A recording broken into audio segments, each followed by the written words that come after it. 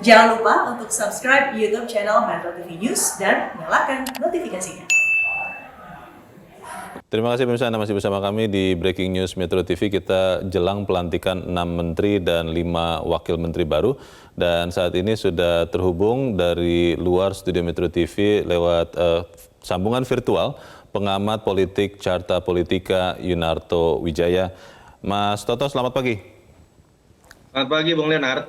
Ya, Mas Toto, akhirnya yang sudah lama dibicarakan orang, dinantikan orang, reshuffle akan segera dilakukan sesaat lagi. Tadi menurut rencana pelantikan 6 menteri baru dan 5 wakil menteri baru akan dilakukan pukul 9.30 waktu Indonesia Barat. Kalau Anda melihat langkah yang terakhir dilakukan oleh Presiden Joko Widodo adalah sesuatu yang positif, netral, atau bisa menjadi sesuatu yang negatif bagi kinerja pemerintahan, Mas Toto? Ya, yang pertama analisis mengenai Rabu Pon sepertinya nanti ke depan akan terus terjadi ya, karena terbukti pelantikannya tetap Rabu Pon gitu ya, walaupun pengumumannya kemarin hari Selasa.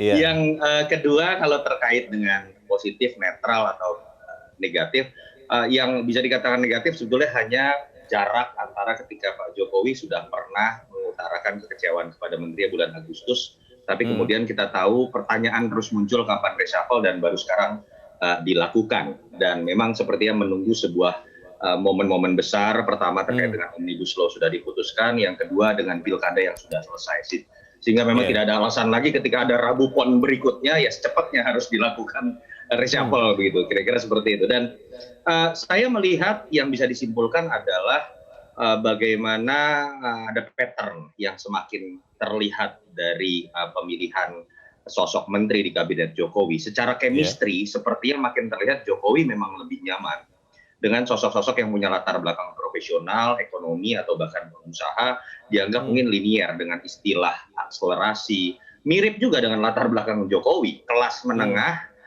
pengusaha yang tidak berasal dari latar belakang politik, tapi kemudian masuk politik dengan pola pikir yang berbeda, debirokratisasi, deregulasi. Itu yang menyebabkan munculnya nama Budi Gunadisadikin ada di dalam posisi bahkan Menkes yang tidak sesuai dengan latar belakang sebagai seorang banker. Yang kedua misalnya M. Lutfi, latar belakang pengusaha atau organisasi seperti HIPMI dan Kadin, mirip dengan Erick Thohir, Sandi, dan Bahlil misalnya.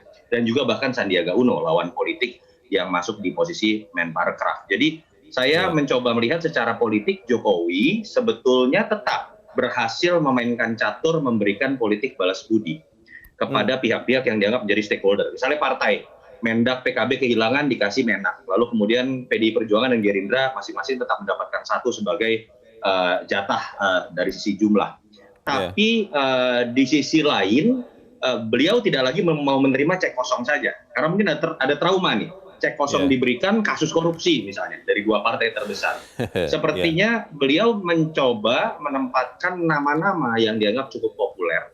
Bukan orang baru, punya track record cukup bagus di bidangnya masing-masing, punya modal politik, pengalaman birokrasi, sehingga kemudian publik cenderung menerima, atau ketika bertanya-tanya pun bukan dalam konteks yang negatif. Itu yang menurut saya coba ditunjukkan sekarang oleh Jokowi. Penerimaannya apakah negatif dengan positif? Ini masih menarik ya. Kalau kita lihat, ini Bung Raf misalnya salah satu indikator saja menarik nih.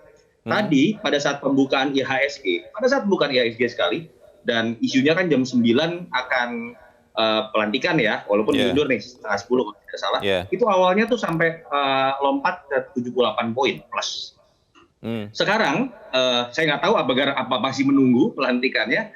Sekarang minus 53 poin, walaupun kita tahu ya variabel IHSG ini kan bukan variabel politik saja, tapi menarik karena langsung dalam waktu cepat turun. Saya agak kaget juga sebetulnya, dan tetapi kalau penerimaan publik dalam konteks kita membaca tone media, para pengamat, cenderung bisa dikatakan cukup lebih memberikan harapan karena nama-nama yang digantikan itu memang dianggap tidak memiliki latar belakang dan nama besar dibandingkan nama yang menggantikan. Secara umum, saya pribadi masih mengapresiasi. Ya, Mas Toto, nanti setelah jeda saya ingin bertanya 2 hal yang terkait dengan politik. Yang pertama, sudah beredar meme bahwa 4 orang yang tadinya berhadapan-hadapan di Pilpres sekarang menjadi satu perahu. Lalu yang kedua, Beli satu dapat dua. bagaimana kemudian para menteri yang baru ini bisa bekerja dengan cepat karena kondisi ini kan sama sekali tidak menguntungkan. Tapi kita harus jeda dahulu dan pemirsa tetaplah bersama kami.